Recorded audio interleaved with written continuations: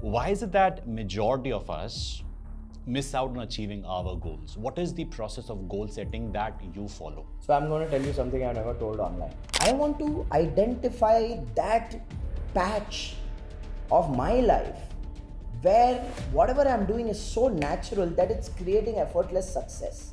There's one crisis in the world, and you can look at this crisis in every industry.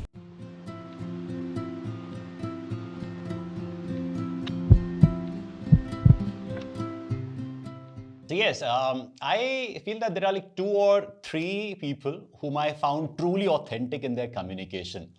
One is Mr. Alok Kejriwal, CEO of Games to Win, popularly known as Robin Hood. Other one is Mr. Ashwini Grover, popularly known for his hashtag Doglapan. And third one is Mr. Rajiv Talreja. Because whenever there is your video that pops up on my feed, I'm like, whoa, whoa, whoa, you know, like boom, boom, boom, Rajiv is on fire. And I can really sense that passion when you speak. So welcome, Rajiv. Happy to have you on this show. Thank you so much, Divas. Thank you for having me. The pleasure is mine. Superb. I must tell you, Rajiv, it takes courage to speak out what you want to say and not just what people want to hear. So to start with, share with us one thing that you haven't shared with anyone publicly on any show. First time, allow Rajiv Talreja to expose himself. ये तो शुरू ही आप 6 से करें. Okay, one thing I haven't shared on any platform probably is as not right as it may sound as a content creator, I don't take people on social media seriously. It's something that I have learned how to develop a strong filter or wall to protect myself from, because see, when you create content on social media, you're creating content to expand your reach, right? Now, there are 2 ways you could create content. One, you could create content based on the feedback of the data of your previous content कि इसके बारे में बात करोगे तो reach ज़्यादा मिलेगा, or if you talk about this topic then people will share it a lot more. So one style of creating content is being data centric. The other style of creating content is to have a sense of internal clarity कि who am I, what am I good at, what do I believe in, and in most cases, who am I, what am I good at, what do I believe in, will not give you the numbers on social media. So for me, the reason I said I don't take people on social media very seriously is because I am not there to impress. I am not there to increase my reach. I'm actually there to filter out people who resonate with me. So that's why sometimes when I say certain things, what I am interested in is who resonates with this message rather than how many resonated with this message and how many did not resonate. So to not rub the people who did not resonate on the wrong side, I should not say it. So मैंने खुद से pressure निकाल दिया है. I'm not out there to impress. I have certain abilities. I have a perspective. It comes from my own journey, and I want to be true to myself. That's what matters to me the most. And in that process, if I'm able to make a difference, impact people, and they can find resonance with me, for me, that's my tribe. The rest, I'm happy to delete. So मैं social media पे लोगों को उतना seriously नहीं लेता. That is a reality I'm very comfortable with. Something that I've never shared on any platform. Beauty is that people do take you seriously for your authenticity. So it's more about your depth versus the width, right? That having those meaningful connections with your tribe than just having a superficial transactional relationship with people, right? Yeah. So is it that your profession as a business coach that requires you to speak like this to give an unfiltered advice to people listening to you, or is this who you are? I think it is who I am, because if you go out and, without holding anything against anybody, but if you go out there and check the typical tone of most business coaches, they're very motivational, very positive, and sometimes superficially positive, and they're doing that to be able to attract an audience. Some of them go to the extent which I'm not comfortable with, where they sell dreams and hopes. They sit in a Mercedes Benz and make videos. And I don't resonate with that at all. Um, always have a battle with my marketing team, and I'll be very honest with you. My PR and marketing team comes back to me and saying, Rajiv, yaar, if you do 2-3 videos in the car that you actually own, it will get us a better reach. I'm like, if somebody's looking at my car and then buying my course, then I'm attracting an idiot. I don't want an idiot in my course. मुझे वो बंदा चाहिए who will play a 50-50 partnership, because there's nothing called easy success. So what I've realized is that the larger number of people in my space, any kind of educators, they're pretty much out there selling dreams and hopes, and they're borderline exploiting the vulnerabilities of people. For me, I don't want to work with a guy when he's at his lowest low. I want to first neutralize his emotion. I want him to be in a neutral space and then make a decision that am I ready for working with a coach, and working with a coach is a partnership. It's not about coming to my 2.5-hour seminar or 4-hour seminar or 3-day seminar. I want to work with a guy for 3 to 5 years. I want to build a business hand-holding that person. So I think that's an extension of who I am, not an extension of how my profession works, because largely how people from the similar industry as mine work on social media is exactly opposite of the way I express myself on social media. It works for me, and I'm happy doing that. Yeah. True. However, the corporate culture requires us to apply filters. We can't be so open in talking to people while talking to colleagues or with bosses. I see that you lead a team of around 2,000 plus people.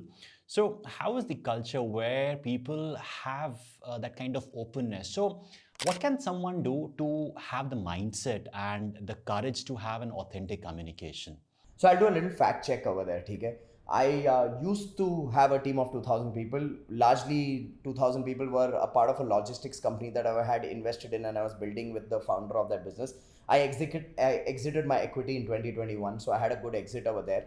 Currently, the team that I directly build across my businesses today would be close to 110 people.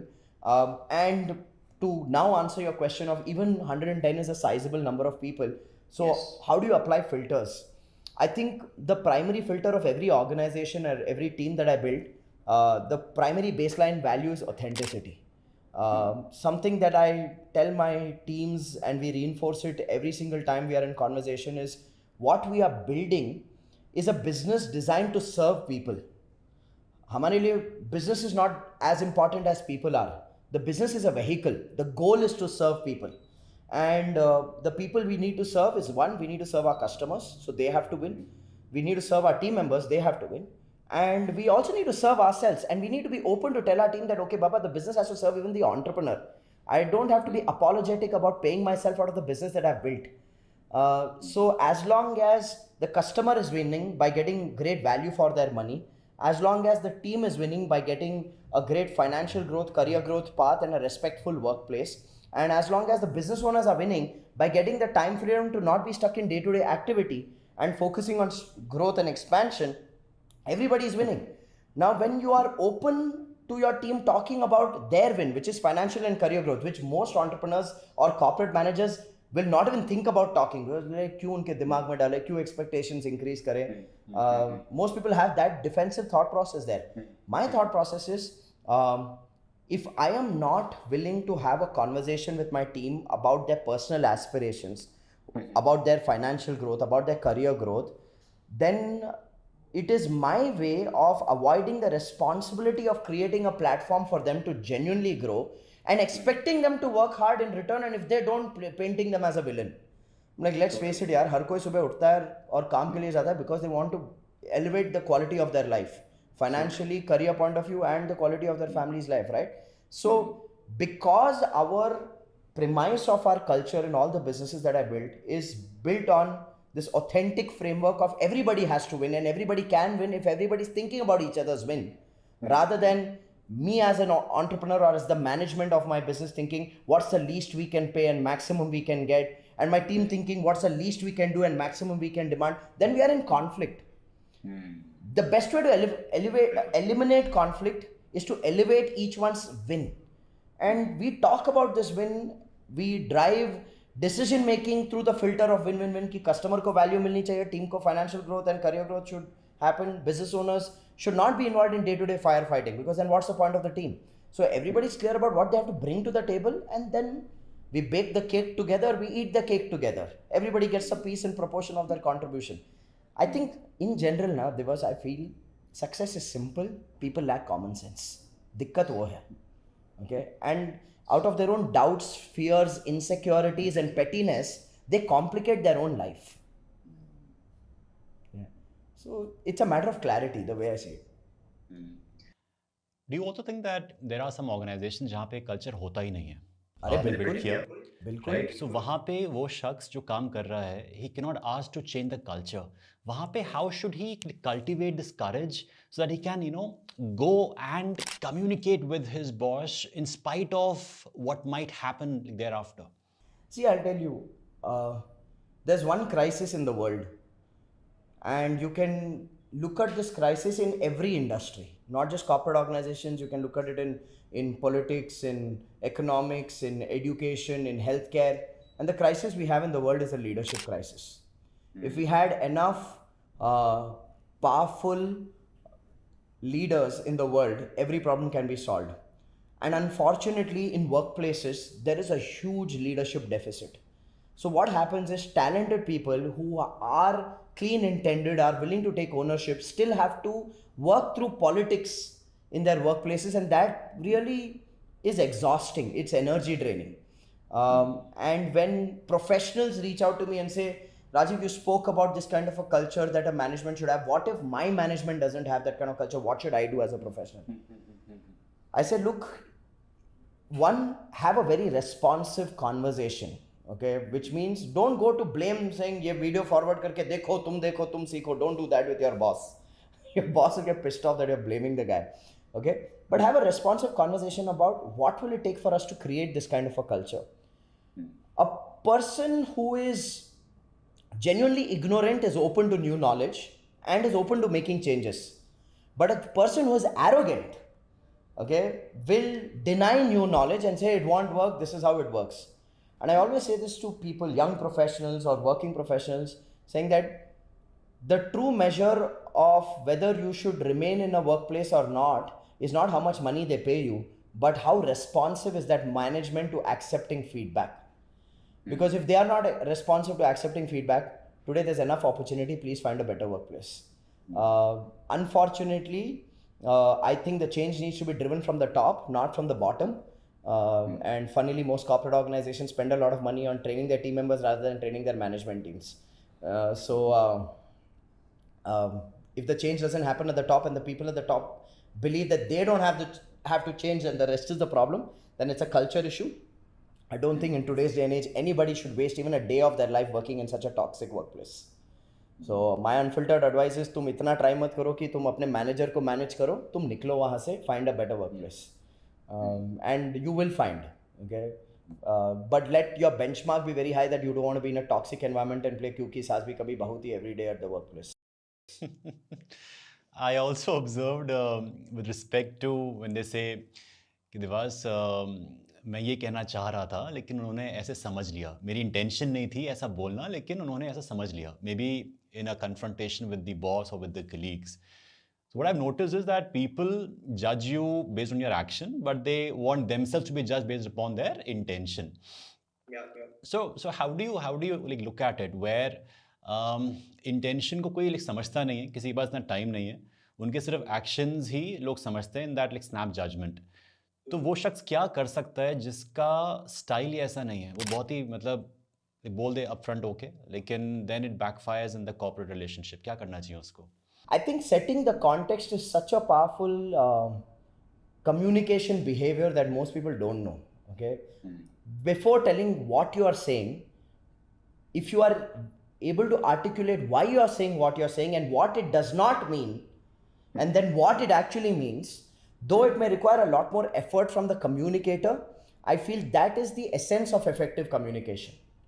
See, when you know that there is scope for misunderstanding and for a person to perceive what you're saying in a certain way, smartness is to as is it and call it out even before that person thinks it, saying, look, I want to say this to you. Here's why I want to say this to you. Here's what me saying this to you does not mean, okay? And it should not lead to this.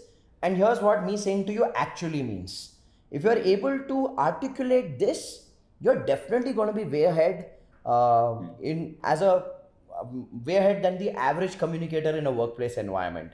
In fact, people will start looking at you as leadership potential because you are articulate.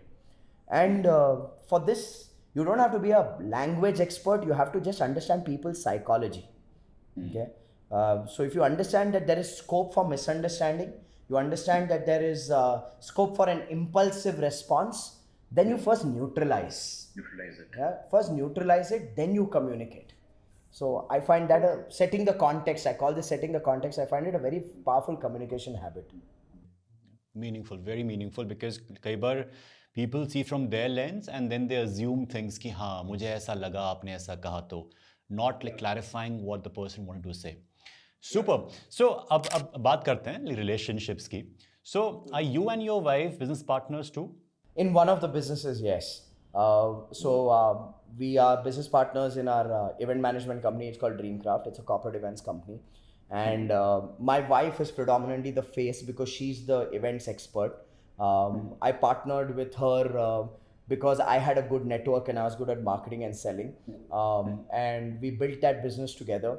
The company was called Dreamcraft because when both of us started it, we were dating. And our dream was that we don't want to go back to our parents to ask them money for our wedding. We want to fund our own wedding as a gift to our parents. So we wanted to craft that dream.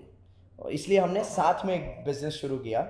So we crafted that dream. We did a big fat Indian wedding and gifted that wedding to our parents, saying आपसे कुछ नहीं चाहिए, just come have fun and go.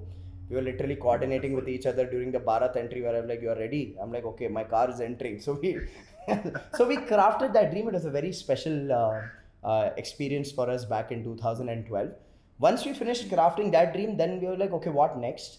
Then it was, let's craft our dreams of our life. So both of us started listing our travel goals, our savings goals, our investment goals. And we looked at Dreamcraft as a lifestyle business that will fund our entire lifestyle.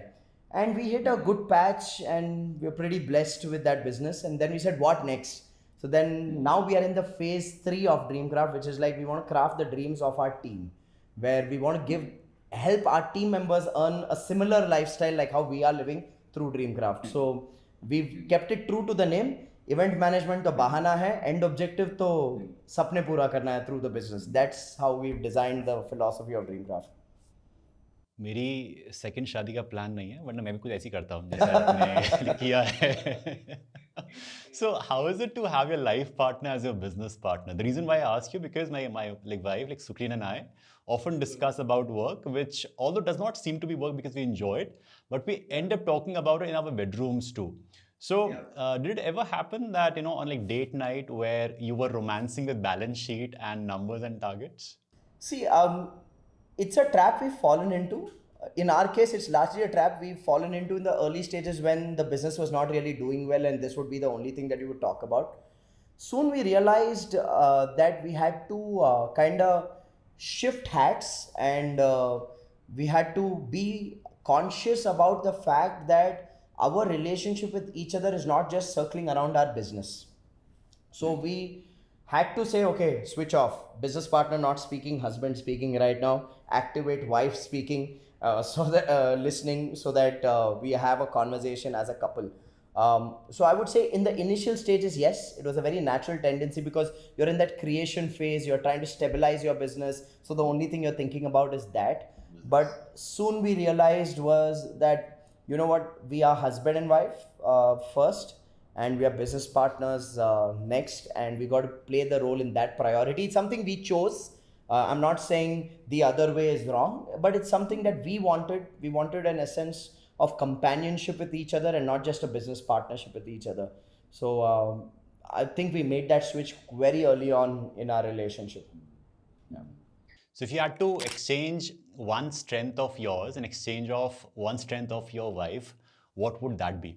Like, remember, she will be watching this episode after this. I think we both are superbly complementary. Every milestone we as a couple have achieved, or I have also individually achieved in my life, is a vision of my wife. It's something that she visualized. So I, it's a belief I carry that she has the ability to see, okay, see a future, paint a picture, and my job is to execute that picture. So she's the visionary and I'm the implementer. So that's the dynamic that works really well for us. So I wouldn't want to exchange it, and if I had to exchange it, then I would say that it has to be a cross exchange. Then I should become the person who's seeing the vision, she should become the implementer. Because two of us seeing the vision, none of us implementing it will be a very hollow game, and none of us having the vision and just being implementing would end up making us just donkeys without a direction. So I think for me, I genuinely believe blessed to have this kind of a compatibility. I also feel she gauges people way better than I do. Okay. When it comes to people, sometimes I'm an eternal optimist. मैं किसी भी दुखी कहानी सुन के full sympathy में चले जाऊंगा, but she'll always evaluate saying, why is this person in this situation in the first place? What are the choices they made? What is the character that led to those choices?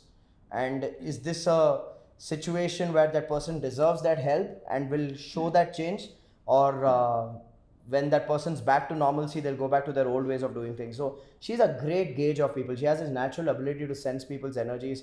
Every time we hire someone, even for my other businesses, she tells me 3 महीने से ज़्यादा नहीं टिकेगा, or this person's for life, and it happens. It happens. I think her ability to gauge people is another thing I'd like to pick or rub it off on myself. On the other hand, my patience level is super high. So I think if she was asked this question, she would say she'd like to pick my patience level. I think we're good in the way we are complementary, but these are two things that I would like to exchange if I have to ever exchange. Yeah. Listening to you, I was comparing my relationship where I was always into ideation, and Sukreen was into execution. And there was this kind of male ego that it is about ideation that makes things happen, the vision and stuff. And I was lacking on the execution part. But today, whatever we are able to do, it is largely because of her, who ensures that whatever we have envisaged, those things happen in reality. So can you go a bit deeper that why do people struggle with execution? They do idea, they do plan, but then something is missing when it is coming on the ground. For me, I think execution is a result of multiple elements. One, the level of clarity. I think people don't take action when there is no clarity. As simple an act of if you are serving food for yourself from a buffet spread, unless and until you are clear whether that's a vegetarian or a non-vegetarian dish, you will not put it or serve it on your plate, right? So we need clarity for the smallest activity in life. Okay. So for most people, it's lack of clarity, and that lack of clarity doubled up with lack of capability plus the need for perfection. So it's like this. Not true. You're new at something, but you have this need to get everything right.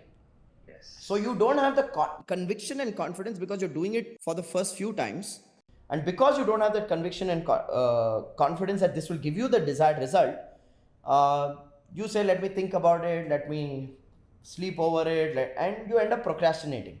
I genuinely feel people are not lazy, they're just suckers for perfectionism, and perfectionism kills action and progress. I think most people, if they boil down why they are not executing what they know, is because their desire for perfection is so high that they're not willing to get things wrong, and they lack the perspective that the only way to get things right is after you get it wrong for some time. People are not willing to put themselves through that. So that's the number one reason I place on why people are not executing enough. Yeah. कई बार by trying and then understanding, how about like thinking through it and then doing it? Because कई बार लगता है मुझे ये चीज़ कि लोग ऐसा कहते हैं कि पहले like करो उसके बाद ही सीखोगे, but then why to go through that stuff which you can sense कि ये सही नहीं होगा, maybe इतना accurate नहीं like sense ना हुआ हो, but then why is it that okay पहले करो and तभी आप सीखोगे? Why can't we learn from someone else's mistake? So I don't come from the school of thought where I say that utho karo. I definitely am a big believer of preparation and planning, because if you are having the ability to visualize how something will unfold, and most importantly visualize how it may go wrong and what can you do if it goes wrong. I think that's preparation. Most people, when they plan or they visualize only it going right. And right at the first few steps, when they face resistance, they say, "Arey, ye to mere plan ke hisab se nahi chal raha," and they get taken aback and they take a step back.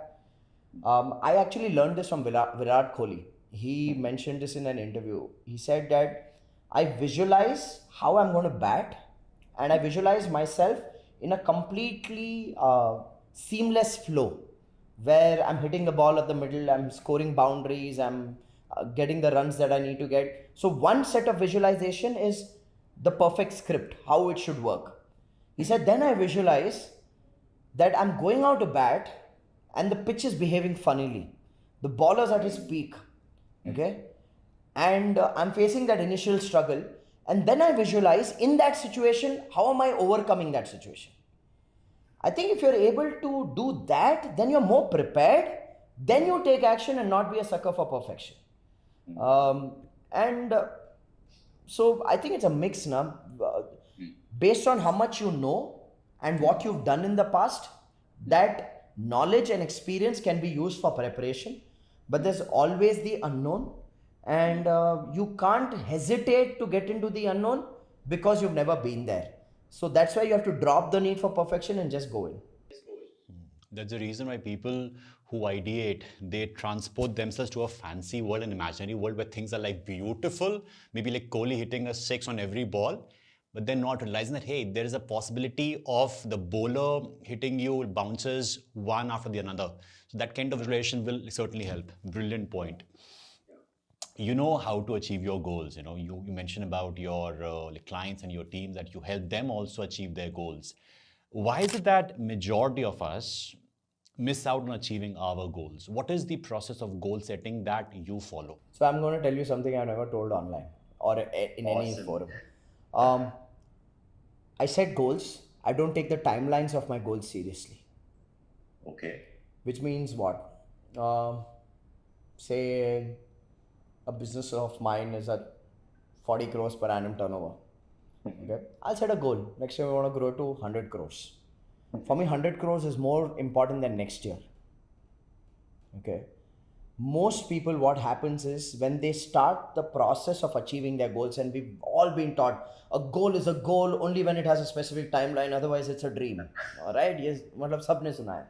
So you definitely put a timeline. Okay. You put a timeline to work backwards from.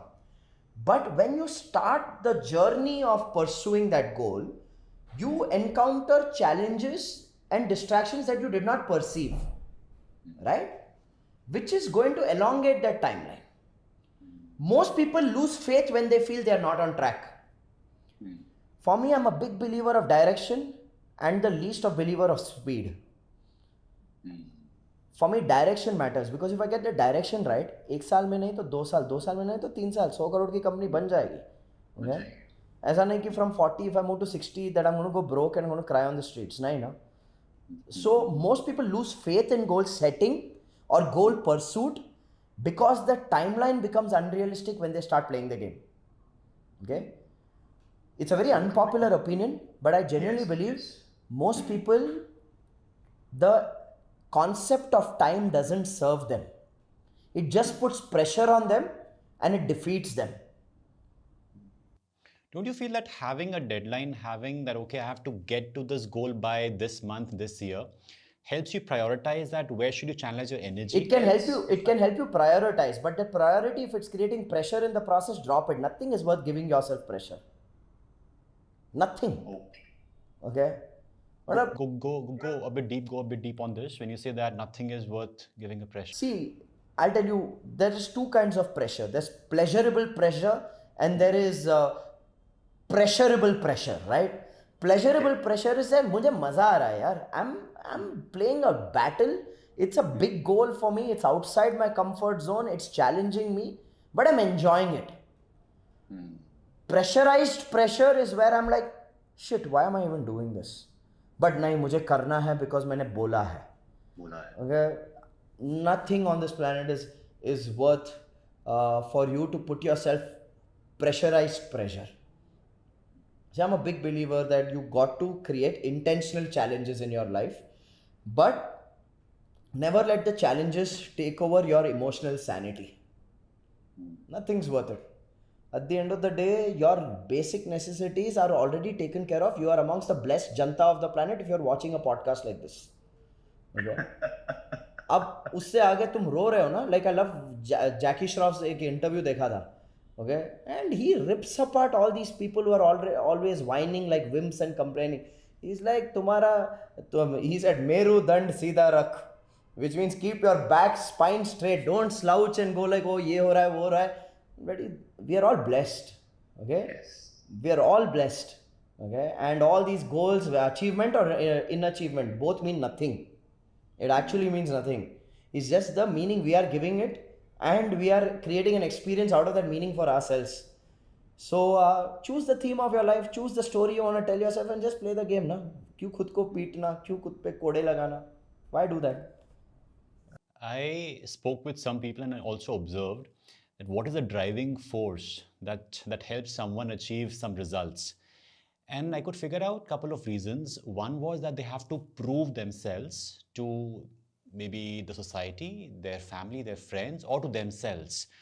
For example, in my case, having a journey of being a stammerer all my life, I had to prove myself that yes, I can speak very well. That's why I was operating from a ego perspective that yes, it is a negative source of energy that keeps me going. Then I spoke with someone else and he says that it is about the excellence, that they need to raise their bar every single time. So I was made to question that, is it again the sense of insecurity that they are not comfortable with what level they have achieved so far or what work they have done so far, and they need to raise the bar because people are going to judge them, evaluate them based upon what they have crafted? Or what is the exact driving force? So in your case, what is your driving force, and what are the possible driving forces that people might have which can make them excel in life? Can I be honest? Please. I'm honest. Go ahead. I don't have an exciting driving force, and I'm very comfortable with it. I am at a stage of my life where peaceful, silent progress matters to me more than anything else. It's probably because I've turned a father 5 months ago, and Wow. right now I'm like, यार भागा दौड़ी किसको चाहिए? The best thing to do in this world is to wake up in the morning and see your 5-month-old smile at you and hold your finger. Okay. I think each one of us are going through our own journeys and our own stages.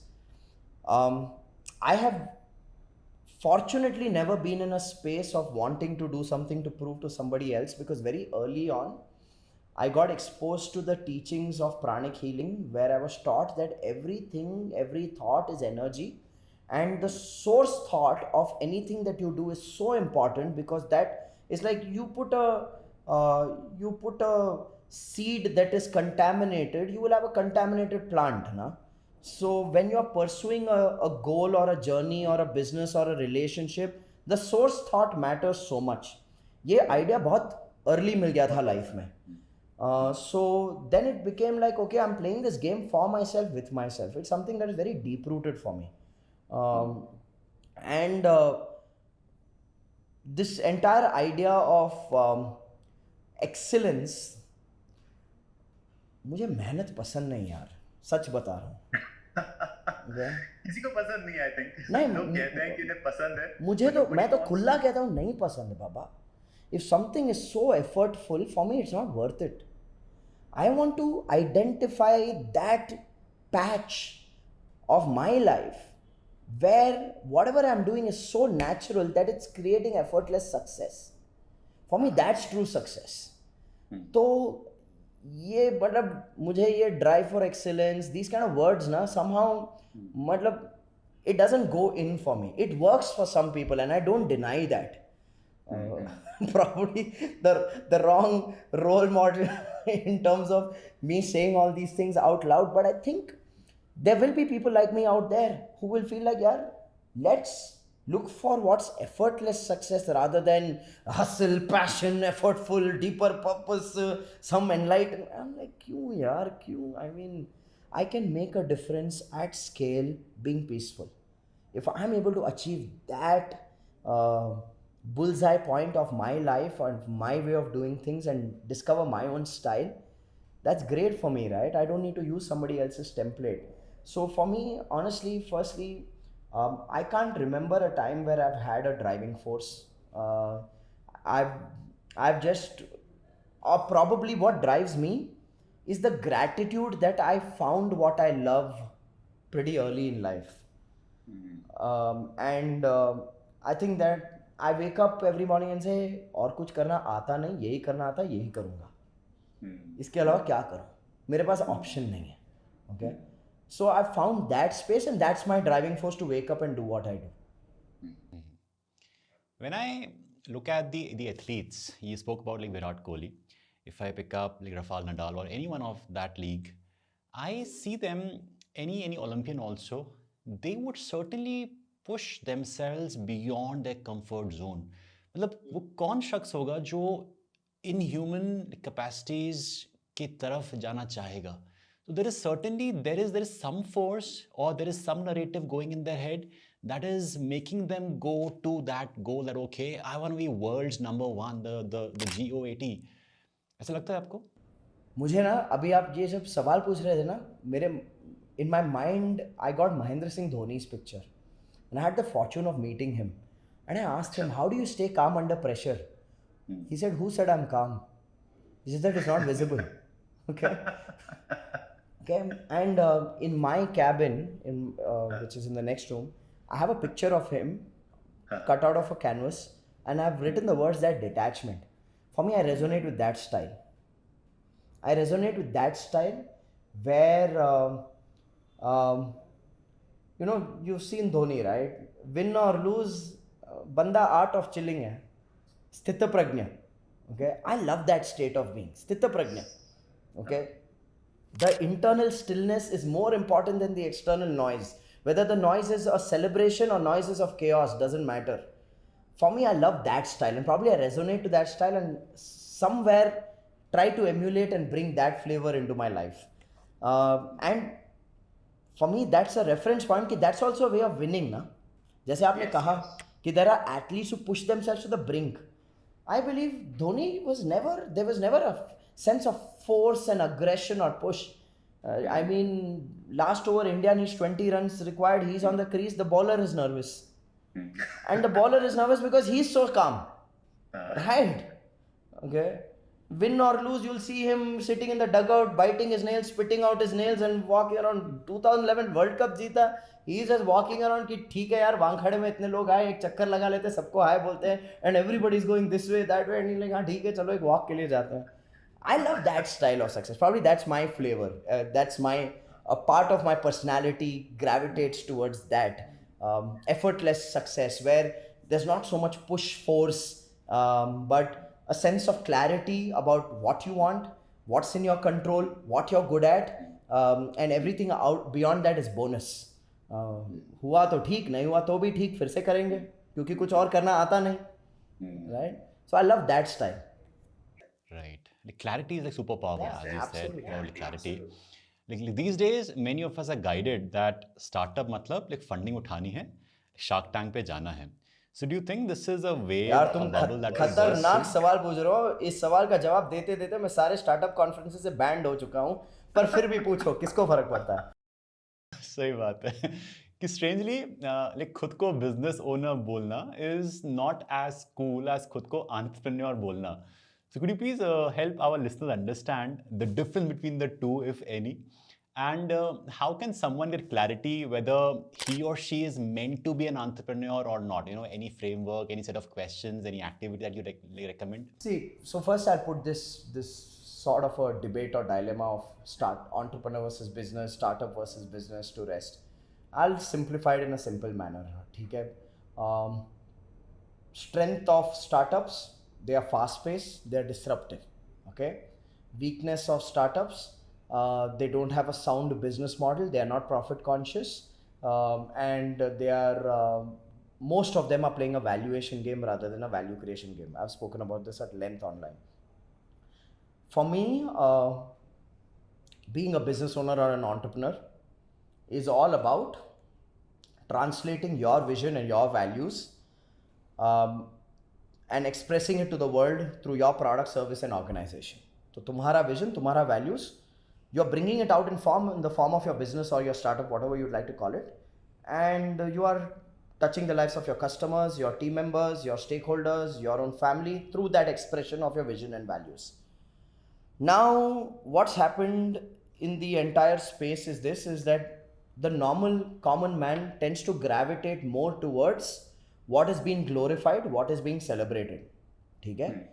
And ये नया नहीं है, ये सालों से होता आया है. ठीक है? आम आदमी हमेशा जहाँ शोर शराबा और स्टेटस मिले वहाँ भागता ज़्यादा है. ठीक है? जो लोग वहाँ भागकर वो सीढ़ी ऊपर चढ़ते भी हैं, they then realize कि यार this ladder is against the wrong wall. So then they come back to यार सुकून की ज़िंदगी अच्छी थी, ये वो अच्छा था and all of that. I'm like, what if we had that clarity right at the beginning? What if I realized that the true test of my business is if my customer is willing to pay for my product or service and they're willing to pay a price point where I am able to make a decent amount of margin and I'm able to use that margin, okay, multiply it at scale and give a good quality of life to my team members and give a good quality of life to myself and pay my taxes. I have served everyone in this process. Yes. अगर ये clarity है तो चाहे तुम्हें funding मिले ना मिले, Twitter पे तुम्हारे फॉलोअर बने ना बने, शार्क टैंक से तुम्हें इनविटेशन मिले ना मिले, all of that becomes secondary metrics. It's not like it's not good to have. Okay, I'm on Twitter because okay ठीक है यार, लोगों से कनेक्ट करने का मौका मिलता है, right? Tomorrow if someone says shark tank पे जज बनोगे, मैं बोलूँगा हाँ यार बनूंगा, उसमें क्या है, मैं भी 10 करोड़ लेके आता हूँ, मैं भी इन्वेस्ट करता हूँ. Okay. But my only thing is, these are secondary metrics, that clarity should be important. For most people today, valuation equals status and status is becoming primary metrics. Okay. I know entrepreneurs who've been funded by VCs and the term sheet says you will draw a salary of 95,000 rupees per month as an entrepreneur from your business, okay, and every critical decision you need to run by us. So for me, he's a funded manager. मेरे लिए business का मतलब है freedom, independence, okay. When I'm taking someone's money, I have lost that independence and rightfully so, क्योंकि वो किसी और का पैसा है. That person has the right to dictate terms then. I am not comfortable with that. And that's why I'm a big advocate कि भाई ये जो शोर शराबा चल रहा है ना कि इसको इतना वैल्यूएशन हुआ, इसको इतनी फंडिंग हुई, it's noise. What's even more beautiful and sweet in life is if you are able to create good profitability, give a good career growth to your team, take good money back home, build assets, go for vacations. That's so much more beautiful and peaceful. So true. साला So true. Ashneer की देखो, उसकी band कब बजी? After he came to Shark Tank ना, then everybody like इसने क्या क्या कांड किए निकालो अभी. Right? Silent success, it's such a beautiful space. Most people are not even chasing it, okay, because they want loud noise, they want status symbols. ठीक है भाई, तुमको वो भी एक नशा है, पूरा कर लो वो नशा, फिर समझ आएगा कि उस नशे की जरूरत थी कि नहीं. Okay, I would say clarity is very important. Okay, and for someone who wants to start a business, well, honestly, I genuinely believe your business chooses you. You go out there with whatever ideas you have. You will see your product ideas, your service ideas, or even the line or industry. You kind of navigate through failures to reach a point where you're like, this works for me, I work for this. And that's the sweet spot. And the only way to reach that point is actually by going through the journey. So when people ask me how to choose the right business idea, I'm like, there's no template. Okay, start with what you know. Start with where you have an open door. Start with where you have a network. Start with where you have visibility. Start with where you have capability. But start and trust the process will unfold and be a person in action and movement. Okay, people say I'm giving this business 2 years. It's not about you giving 2 years of time to the business. What are you going to give in those 2 years is what matters. So be clear. So yeah, it all boils down to clarity and exploration. So when you say that the business like chooses you, when did you have this realization that you are meant for this, as in your purpose, your ikigai to serve people? When did this happen?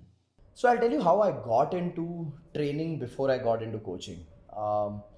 So second year BCom में एक बुरा breakup जैसा हुआ था, okay, and at the same time एक perceived career failure हुआ था. I was a law school aspirant and I missed it by 0.25 marks in the first year of my BCom, and so that happened, and the relationship thing happened around the same time. So as a 17-18-year-old kid, that's the biggest failure of your life as per the life you lived, right? Yes. So at that time a friend of mine invited me to a workshop. The workshop was happening at a local club. I said, "ठीक है, 1000 रुपए, चलो, I'll go Saturday, Sunday."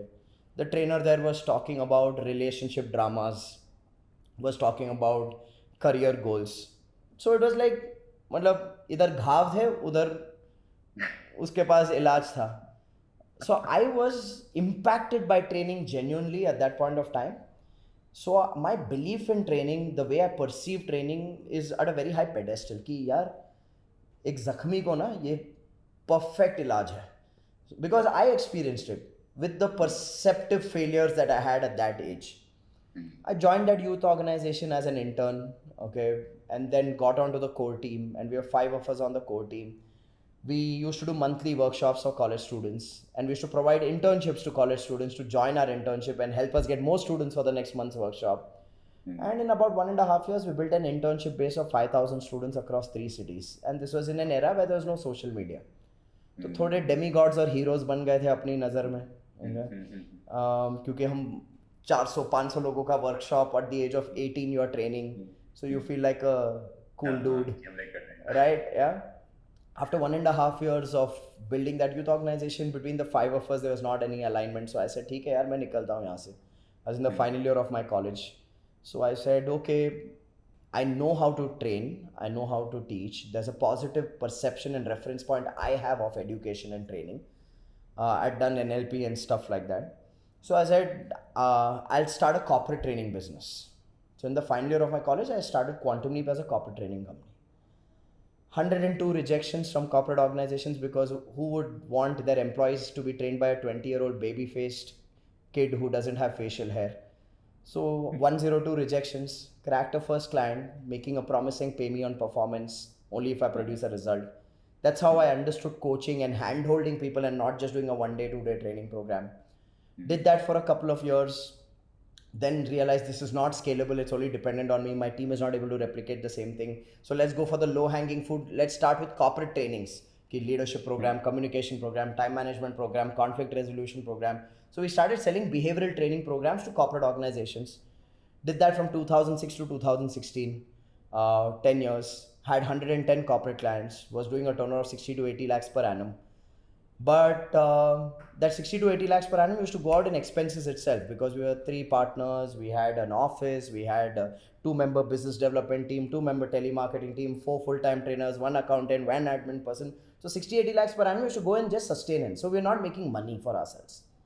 So did this for 10 years. In between, tried a couple of businesses, tried an outsourcing company, invested in a recruitment business, got cheated in the outsourcing business, didn't get my payments, landed up in a 70 lakh loss and a 45 lakh rupee debt in 2012. And then after that, for 2 years, didn't focus even on the corporate training business, nor I focused on the event management business with my wife. 2 years, wasted my time in get rich quick methods, was very bitter and toxic towards the world. My philosophy was दुनिया कमी नहीं है, सब पैसा ही है, okay, नसीब है गांडू, क्या करेगा Pandu. These are the kind of things I would say to myself, and I was very negative and toxic as a person. After 2 years, landed up at another workshop, another training program by T. Harv Eker called Millionaire Mind Intensive. And again, it was like a second time, life is bringing you back into a training room and telling you, bhai, tumhara ilaj idhar hi hoga. And that program hit. It hit hard. It hit my money beliefs. It hit my conditioning around success. And I was like, wow. I'm like, hey, listen, this is a message. my previous perceived failure, it was training that lifted up my spirit.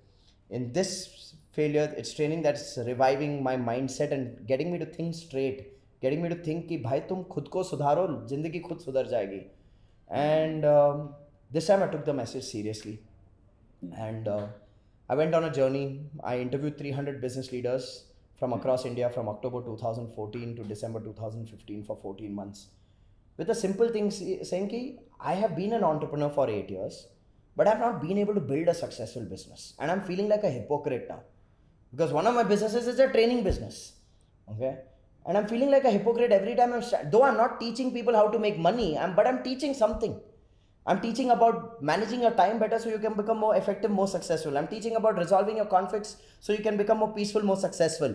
But I am not experiencing success in my life. I felt like a hypocrite while I used to do my corporate training programs. So I said, let me go learn the science of building a successful business from people who've actually built a business. So from October 2014 to December 2015, I interviewed people like Kiran Mazumdar-Shaw, who's built Biocon, Ashok Soota, who's built Happiest Minds Technology, C.K. Kumarvel, who's built Natural Salon, to understand the psychology, the systems, and the strategies of building a scalable business. Every interview was a slap on my face, because every interview told me that I suck as an entrepreneur. I may be a good trainer, but I'm a pathetic entrepreneur. And 300 interviews is a lot. Okay. It modified the way I started thinking, the way I started making decisions in my own business. And I started reviving my business, worked on my business model, worked on my branding, worked on my marketing, worked on sales processes, worked on building a right team, developing the right product. I did all of these things, and then I also published my book for which I did these interviews. So I published my book in Feb 2016. The plan still was that I'll do corporate training and corporate consulting projects. But the people who bought my book was majorly entrepreneurs. And they could relate to what I was writing in the book. They were like, yeah, this is my story. Okay. So entrepreneurs started reaching out saying, can you do something for me? Can you help me grow my business? So this happened in Feb 2016. So I floated like this free training where I said, chalo, I'll do a basic introduction program. If there are people interested, I'll sell an advanced training of 3 days. And from there, if people are interested, then I'll mentor them and handhold them, because if I'm mentoring them, I have to charge a premium. So Feb 2016, after the book launch, I floated this free workshop called Business Breakthrough Seminar. Entrepreneurs who bought the book got the seminar for free, so they would come to the seminar. I would share the mistakes I made, the lessons I've learned from the 300 interviews. People related to it. And I then said, okay, listen, I've told you what you need to do to build a business which can grow without you. If you need to learn how to do it, the skill part of it, I've given you the solution. Now, if you want the skill, give me 3 days of your time. Let's do a workshop with you. So entrepreneurs came, and that's when in April 2016, I did my first ever business space program. And when I was doing my first ever business space program, I had a spiritual mentor, and she sent a message that day saying, you're finally arrived at doing what you were meant to do. Every challenge you've gone through as an entrepreneur was leading up to this day. Make sure you do this for the rest of your life. Now, I don't know how much people believe in spirituality, spirit guides and mentors and stuff. I place my faith in such things, okay? And it's worked for me. For me, her saying you're finally meant to do what you're finally found doing what you're meant to do for the rest of your life is a message. I lost her in a fire accident in March 2020. But for me, every 2 months, no matter what, I need to do a 3-day business space program for entrepreneurs. It's a way of me living a purpose that probably I didn't discover, but I was told that this is your purpose. It gives me joy when I teach entrepreneurs, and at the end of 3 days, I receive gratitude from entrepreneurs. And since I've lost my mentor and she's no longer here, for me, it's a way of it's a way of celebrating her, saying that okay, उसकी guidance की वजह से ये हो रहा है. So she's still alive through the work that I do. So this is my discovery, and I don't know if this even makes sense or there's a template to this, but ये मेरी सच्चाई है, ये मेरी कहानी है, ये मेरा flow था, and I genuinely believe each one has their own flow. What I would say is a definite thing any listener or anybody can take from this is keep moving. एक जगह पर अटक मत जाना. Keep exploring, keep seeking. जैसे ढूंढने से भगवान मिलता है, लोग यहाँ खुद का करियर या बिजनेस के बारे में ज़्यादा नहीं ढूंढते. They accept what is happening as a way of life and they live with it. Yeah, that's one thing I give myself credit for. कि मैं रुका नहीं. I kept on exploring and I continue to explore. I was listening to a spiritual leader, and that person says that we as spirits will change costumes. So right now, this body is a costume, and I'll spend the next like few years in this costume, and then I'll change the body, but the spirit remains the same. Yeah. So, like very nice analogy where it says that you have a karmic account, and on 31st of January, supposedly that is the day where you say bye-bye to this world, you had a certain karmic account, which is the closing account. And that is the same opening account on 1st of April. So now your destiny, where Rajiv was born, the family, the privileges, the unfair advantages, that comes from your past karmic account. Whereas you still have this ability, option to edit this life. It is not like that, okay, what balance sheet I have on 1st of April, that remains the same throughout the year.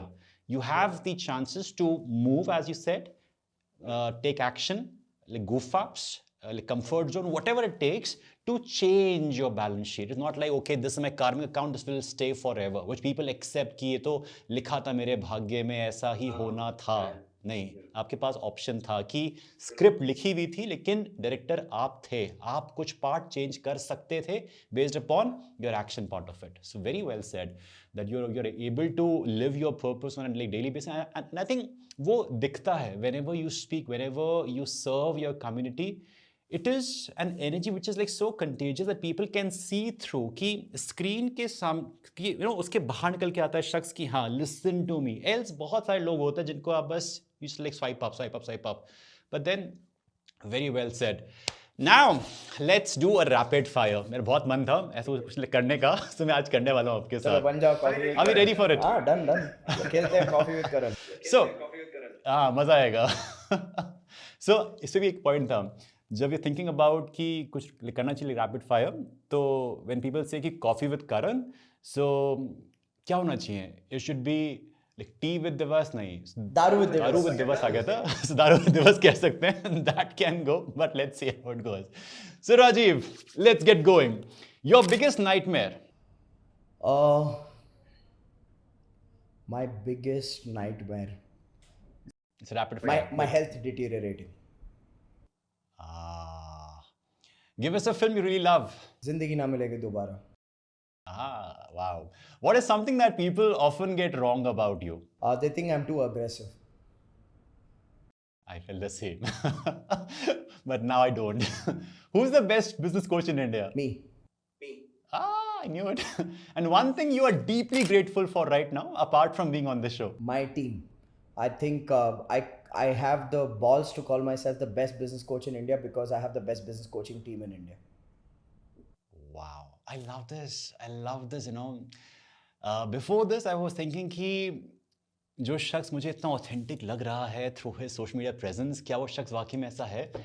But believe me, the last 1 hour or so has made me validate my perception. And that yes, you are truly authentic, Rajiv. It was a pleasure like, speaking with you and like knowing you.